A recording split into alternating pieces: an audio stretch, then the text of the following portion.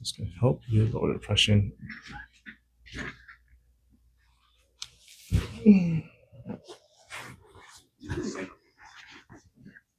Am I recording? Yep. Okay. What's up, world? Uko here from Better Therapy Now, where you sharpen your discipline. So, how can your inner voice help you decrease and manage anxiety and depression? Number one, your inner voice can give you a sense of control.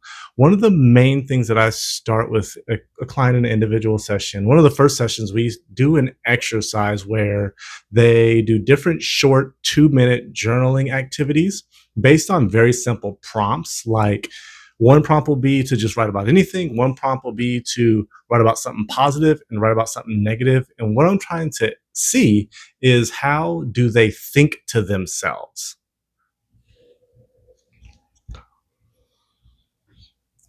I put a little bit of pressure on the general prompt exercise because I want them to have a very short amount of time to think and then just kind of write what comes to the surface. And this gives me an idea of what some of those negative thought patterns are.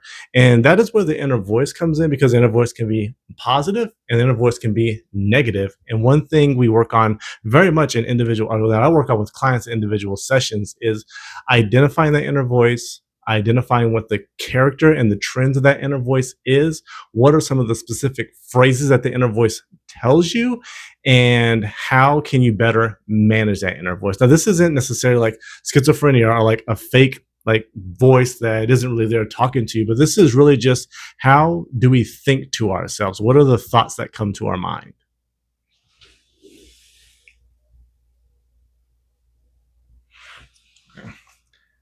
And sometimes those inner thoughts can get way out of hand. And those are the main driving forces when our anxiety gets really, really intense, or when our depression takes us into a really, really low spiral.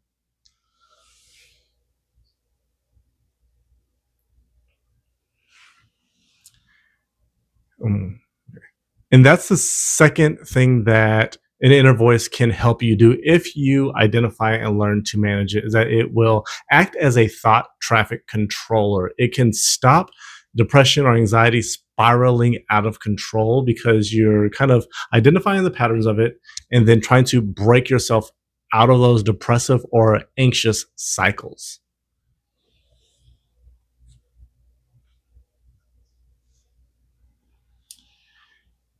And the third way that the inner voice can help you kind of break out of that cycle of depression and anxiety, or help you kind of lower those mental health disorders, is that it reinforces self compassion. A lot of the times when the inner voice is working against us, it is attacking our self worth and how we see ourselves. So that's why it's really important to identify what are the specific either phrases or themes that the inner voice is telling us or talking to us about.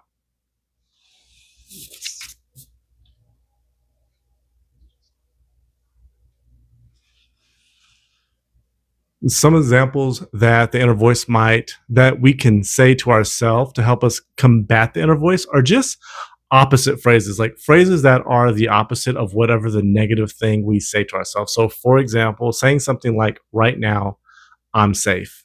A lot of the times when somebody is having a panic attack, which can feel a lot like a heart attack or like you're going to die, you can say those things to yourself to kind of ground yourself, saying, right now I'm safe.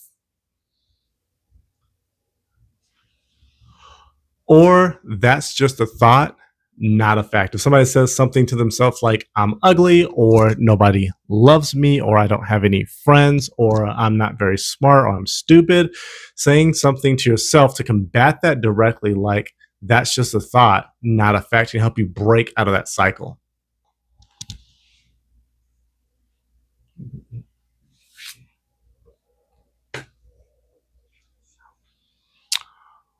Or if you're faced with a very difficult challenge or obstacle, telling yourself that I'm capable of figuring this out really helps enhance your sense of self worth.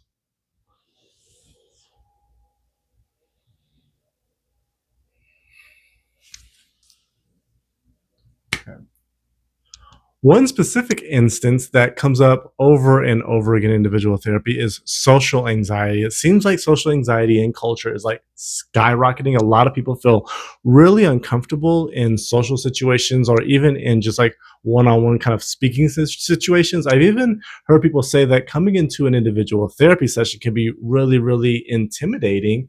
And a lot of the inner voice work centers around telling yourself positive things during social situations.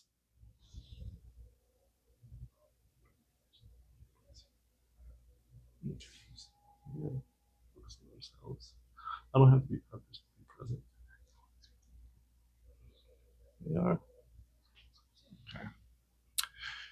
Saying things in social situations to yourself either before you go into that situation or when you're actually in a social like networking event or a party or like a birthday party or something like that can really help you make it through those events if that's difficult to you, because a lot of the times social events can be very draining if that doesn't necessarily come natural to you. So saying things like, I don't have to be perfect, I just have to be present, or something like, they're not judging me as much as I think they are, they're focused on themselves too, can really kind of adjust your perspective in a way that is very helpful.